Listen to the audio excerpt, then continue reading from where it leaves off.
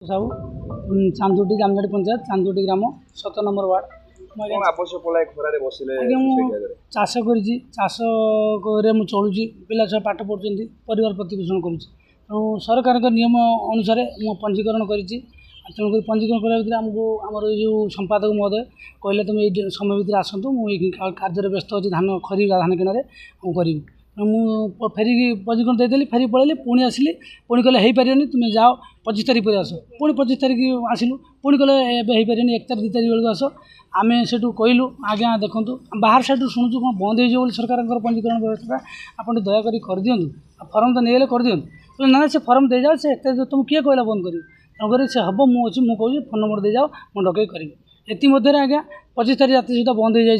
आम आउ निर्भय आम फेरिक आसीगलु पुणी 2 तारीख आसी पहुँचलु जो डेट देते सब समस्त चाषी गोटे जनक आज्ञा करना पंजीकरण समस्त समस्त मरी जाए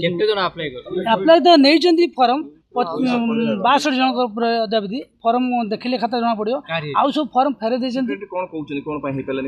कहते मुझे खरीफ धान किणुची व्यवस्था बुझीमी ये बुझी बुझी भितर आम पंजीकरण सरकार बंद हो जाए गोटे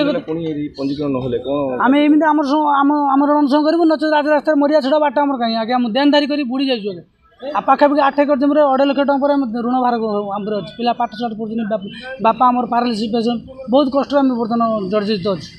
एत दया करके आपण मीडिया सामने अनुरोध कर मुख्यमंत्री महोदय लोकों सरकार आम दुख शुणिकी आ गोटे दिन 2 दिन पंजीकरण व्यवस्था खोलतु आम उपकृत हेबू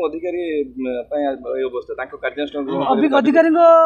दोष से तो निश्चित भगवान दंड देवे ऊपर लेवल वाला आम चाषी लोक एत भर जीवनी कर्म अनुसार फल पाई अवश्य आज्ञा।